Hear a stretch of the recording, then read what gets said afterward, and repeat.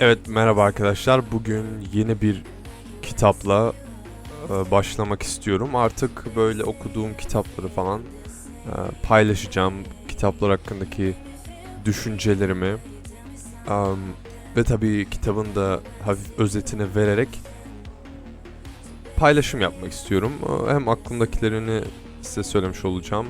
Hem böyle bir kendim de tekrar yapmış olurum. Yani aslında hem size hem bana faydası var. Ben tekrar etmiş oluyorum. Siz de okuyanlar yeni bir bakış açısı görmüş olacak. Okumayanlar da en azından kitap hakkında okumadıkları halde çeşitli bilgiler edinmiş olacaklar. Yani her türlü herkese faydası olan bir video ve devamı gelirse de video serisi olacak aslında. Ya bugün başladığım kitap, aslında birçok kitap okuyorum. Onlara da sıra gelecek. Belki bir ara kitap okuma yöntemlerimden, metotlarımdan da bahsederim. Ama bu konuşmak istediğim kitap Anthony Robbins'in Awaken the Giant Within adlı kitabı. Yani Tony Robbins diye e, kısaca geçiyor tabii ismi. Tony Robbins diye aratırsanız internetten zaten bu adamın ne kadar popüler, ne kadar aslında bir bakımdan da bayağı uzun bir süredir bilinen bir adam olduğunu da görürsünüz. Bu adam sanırsam ta 90'lardan beri böyle motivasyon konuşmaları falan yapıyor işte. Birçok ünlü insana bildiğimiz bu hepimizin bildiği birçok ünlü insana da koçluk yapmış. Ve hani bu koçluk dünyasında sanırsam en bilinen adam diyebilirim yani Tony Robbins'e. İşte bunun bir kitabı var. İşte ben de onu okudum. Daha doğrusu daha okuyorum. Bitirmedim. Awaken the Giant Within. Yani içinizdeki devi uyandırın gibi Türkçe'ye çevirebiliriz. Bu kitap da bayağı eski sanırsam 2000'lerden önce bile yazılmış diyebilirim bu kitaba. Yani tam tarihini bilmiyorum ama sanırsam o civarlarda yazılmış. Hatta burada 91 diyor, 1991. First published 1992 yılında. Sanırsam ilk işte basılmış. Yani arkadaşlar şu an ben böyle bir finansal bir kısmı var. Bir onu okudum. Bir de en başından ilk birkaç bölüm okudum. Ve kitapta yazılanları size özetleyeceğim. Ve bazı kısımlardan. Tabi bu böyle kesin bir özet olmasını istemiyorum. Baştan sona sanki ChatGPT'ye kitabı özetle demişsiniz gibi bir özet olmayacak bu. Bu ben bir kitabı okurken şimdi bir okul için okumuyorsam, bir eğitim böyle bir o kitap hakkında bir sınava girmeyecekseniz yani ki o da yani ne bileyim hani sınava girmek için kitap okumak da ayrı bir şey. Neyse ona hiç girmeyelim ama hani ben özellikle bu tarz kitapları okurken aklımda, zihnimde tek bir hedef var. O da benim hayatımı değiştirebilecek ya da çeşitli problemlerime çözüm bulabileceğim böyle bir tane, iki tane fikir bulabilmek. E, Bir düşünce yapısı bulabilmek. Yani framework de diyebilirsiniz buna. Yani düşünme şekli e, bulabilmek. Yani bir kitap okursunuz ondan böyle bir iki tane akılda kalıcı ve hayatınızı değiştirecek e, böyle bir fikir bulursunuz ya. İşte ben onu istiyorum. O yüzden bu kitapları okurkenki amacım da bu aslında. Hani kitabın içindekileri ezberlemek falan değil. Dolayısıyla anlatırken de size baştan sona bu kitabı özetlemek istemiyorum. Robotik bir özetleme yapmak istemiyorum. Öyle aklımdakileri söyleyeceğim. Finansal bölümünle başlayayım. Finansal dediğim işte finansal durumunuzu nasıl iyileştirirsiniz gibi bir bölüm var. Hatta üçüncü bölümün Hatta 22. bölüm. 22. bölüm Financial Destiny diye geçiyor. Yani finansal destiny e, diye geçiyor arkadaşlar. E, Bu bölümde aslında benim de hayatımda oldukça fazla deneyimlediğim bir fikir var. Buradan edindiğim fikir bu. Finansal durumunuzu iyileştirmek istiyorsanız diyor ki kendinizi başkaları için değerli hale getirmenin yollarını bulmanız gerekiyor diyor. Yani kendinizi başkaları için ne kadar daha değerli hale getirirseniz finansal durumunuz da o kadar iyileşecektir. Ben geçmişe baktığım zaman hayatımda bana seviye atlatan olaylar her zaman başkası için yaptığım değerli bir eylem sonucu olmuştur. Her zaman böyle. Yani bir staj bulmak istediğim zaman mutlaka daha önce birine yaptığım örneğin ücretsiz bir projenin sonucu o stajı kazanmışımdır. Ya da biri için bir sürelik tamamen içimden gelerek yaptığım bir çalışmanın sonucu onun bana getirdiği bir deneyim sonucu işte bir iş bulmuşumdur örneğin. O yüzden hani bunu okurken aslında kendi hayatıma da baktığım zaman gerçekten hayatımdan elde etmiş olduğum veriler de bunu destekliyor. Ve aslında bu düzeni de birbirimize sağladığımız yani insanların birbirleriyle olan ilişkileri olarak düşünürsek en basitinden insan ilişkileri başkalarına sağladığınız katkı sonucu da aslında yükseliyorsunuz arkadaşlar.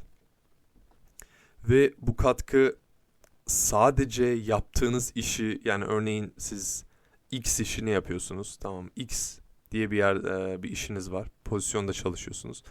Ve orada harcadığınız eforu ikiye katlamak değil burada olay. Yani bunu özellikle ön planda bulundurun. Göz önünde bulundurun. Burada kastedilen sizin yani sadece bu değil. Yani bu da olabilir tabii ki. Yani iyi çalışıyorsunuz. Mesela iyi çalışan birini insanlar kapmak ister. Eğer bir çalışan olarak bunu yorumlayacaksanız tabii ki bu da bir gerçek. İyi çalışan insanları kapmak istiyor herkes. Ama sadece böyle düşünme. Bu dar bakış açısı. Yani ya insanlar her zaman hani yaratıcılıklarını kullanmadan hemen bir sonuca varmak istiyorlar ya. Yani bu lafı söylediğimiz zaman başkalarına ne kadar başkalarına ne kadar faydalı olacaksınız? Bunu arttırın ve finansal durumunuz gelişsin gibi basit bir durum değil bu aslında. Yani siz çalışmanız 10x kadar çalışıyorsanız 20x'e çıkarınca 2 katına çıkarınca daha çok para kazanacaksınız diye bir şey yok. Ya da daha çok para bile kazansanız bu kadar basit bir matematikle buna bakmayın. Her zaman bu faydamı nasıl arttırabilirimi zamanınızı arttırmakla eşdeğer olarak düşünmemeniz gerekiyor. Yani yaptığınız şeyi ne kadar daha akıllıca yaparsınız. Ya da yaptığınız şeyi seçerken bile ne kadar bunu akıllıca seçersiniz. Aslında temele inmeniz lazım. Yani siz 10x işi yapıyorsanız ben nasıl 20x işi hala 10x işi yapıyor gibi çalışarak yapabilirim gibisinden kafa yürüttüğünüz zaman aslında daha verimli oluyor. Bu benim buna kattığım bir yorum aslında. Bu kitapta geçmiyor böyle bir durum ama aslında kitapta da geçiyor Olabilir ama tabii bu kadar açıkça söylemiyor bunu. Ee, Dolayısıyla seçtiğiniz işten tutun, yani çalıştığınız alan diyelim, alandan tutun. O alanda çalışırken uyguladığınız stratejiler ve akıl yürüterek bunu ne kadar verimli hale getirdiğiniz, bunların hepsi aslında sizin insanlara karşı olan faydanızı belirliyor. Ve ne kadar faydalı olursanız aslında o kadar başladığınız yere göre o kadar ilerlemiş oluyorsunuz. Hiçbir zaman başkasıyla kıyaslamaya gerek yok ama kendinizle kıyasladığınızda geçmişe bakarsanız, yani faydanız arttıkça finansal durumunuz da muhtemelen artmış olacaktır. Ve ben kendi hayatıma, geçmişime baktığım zaman buna eşdeğer bir veriyle karşılaşıyorum arkadaşlar. O yüzden de bunu sizlerle de paylaşmak istedim. Ve yani çok basit oluyor çünkü böyle bir düşünme, böyle bir framework, böyle bir düşünme şekli edindiğimiz zaman aslında, ve bunu da çok böyle hani kendimizi yormak şeklinde anlamadığımız zaman, yani evet başkalarına daha çok faydalı olmam lazım, her anımı başkalarına yardım ederek, başkaları için çalışarak geçirmem lazım gibi değil de yaptığım iş insanlara ne kadar fayda sağlıyor, ne kadar katkı sağlıyor. Bunu arttırırsam daha iyi yerlere gelirim şeklinde düşünürsek ve bunu da özet bir şekilde başkalarına olan faydanı arttırırsan bunun sana dönüşü de daha iyi olacaktır gibisinden bir özet yaparsak bence hayatımıza çok fayda sağlayacaktır. Ben ilk işimi, ilk stajımı diyelim, arkadaşıma yaptığım, kodladığım bir proje sonucu kazanmıştım. Çalışıyordum yani, hatta üniversite sınavına çalışıyordum. Ya da çalışmıyordum diyelim. Her neyse. Ee, Ve bu süreçte bir arkadaşımın bana bir teklif oldu. Ve bu teklifine evet dedim. Evet, o projeyi senin için geliştiririm. Bu bir mobil uygulamaydı. Ve benden geliştirmemi istiyordu. Ve hayır da diyebilirim. Orada hayır demek çok kolay. Çünkü arkadaşlar insanlar hayır diyor. Yani hayır diyen birçok kişi oluyor. Yani çünkü bu arada haklılar, haksız değiller. Haklı olacaklardır. Çünkü yaptıkları işler oluyor. Çalışıyorlar, okulları var. Belki e, çalıştıkları bir iş var zaten. E, Ve bunlar aslında gerçekten gerçek sebepler. Yani kişinin bir işi varsa ve onun için yapamıyorsa bu aslında doğru bir sebep oluyor. Ama işte orada bu ders devreye giriyor. Yani insanlara faydalı olursan on, dış dünyadan da sana gelecek olan getiri artacaktır. Ve ben orada evet dedim ve bu arada o evet'i de hiçbir karşılık beklemeden söyledim. Yani evet dedim. Yaparım. Hani oradaki düşüncem şu değildi. O işte ben bunu yapayım da sonra işte 2 sene sonra şuraya başvurduğum zaman bana şöyle kabul ederler falan filan gibi bir düşüncem yoktu. Ya da ben bunu kabul edeyim, o kişi bana sonra şunu yapar falan. Böyle bir hani böyle basit bir ben bunu yapayım da bana gelsin gibisinden bir düşünceyle yapmadım. Aslında bu biraz iyilik yapmaya da benziyor. Hani diyorlar ya, hani aslında onunla pek uymuyor, onu söylemeye gerek yok ama hani iyilik yapmaya benziyor. Hani eğer siz bundan bir çıkar bekliyorsanız aslında o pek de içten yapılmış bir iyilik olmuyor. Burada da ben bir çıkar beklemekten ziyade arkadaşıma yardım ettim. Projeyi çıkardık ve sonra hiç beklemediğim yerden o projeyi yapmış olduğum için staj başvurum kabul edildi. Çünkü başvurduğum stajda benzer bir şeydi. Bir mobil uygulama geliştirecektim ve benim daha önce zaten geliştirmiş olduğumu gördüler. Ve bunun sonucunda kabul aldım ve yani bu bana şimdi geri dönüp baktığım zaman bu dersin ne kadar doğru bir ders olduğunu da aslında gösteriyor. Başkaları için iyi bir düşünceyle böyle çıkar beklemeden yaptığınız yardımlar ya da fayda size geri dönecek bir gün. Ee, Bu böyle yani. Ve bu kitapta da aslında bundan bahsetmiş.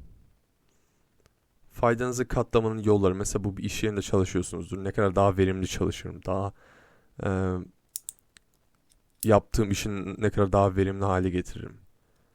Veya bir girişimciyseniz de nasıl başka insanlara öyle bir ürün sunarım ya da hizmet sunarım ki onların yaptığı işler kısalsın, kolaylaşsın. Hayatlarına ekstra bir fayda katayım gibisinden düşündüğümüz zaman aslında işte o zaman getiri, bize dönen getiri de artacaktır.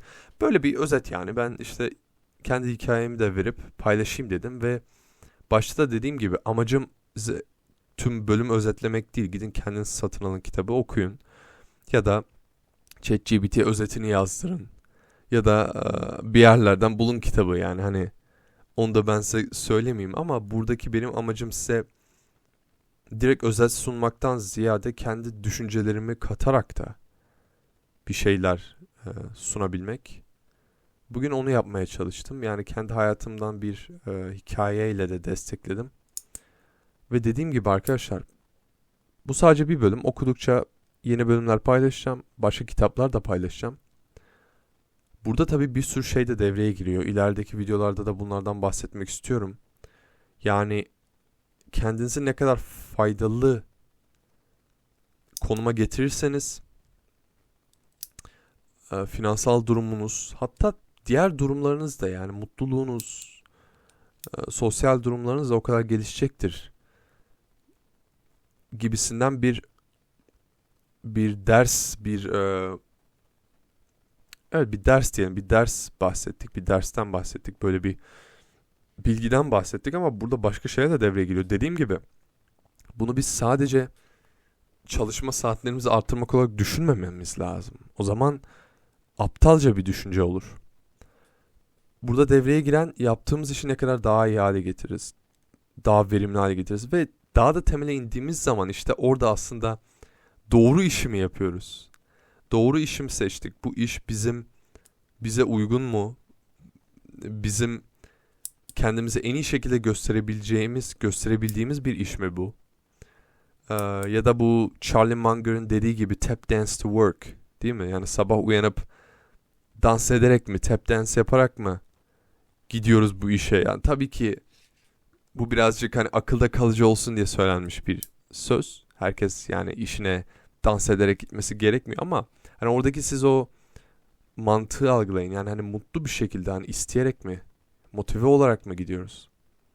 Ve bunların en temeli de aslında kendimizi ne kadar iyi tanıyoruz noktasına geliyor. Ve işte bu konuda da ileride bazı düşüncelerimi çekmek istiyorum. Bu konuda da bazı kitaplarım var.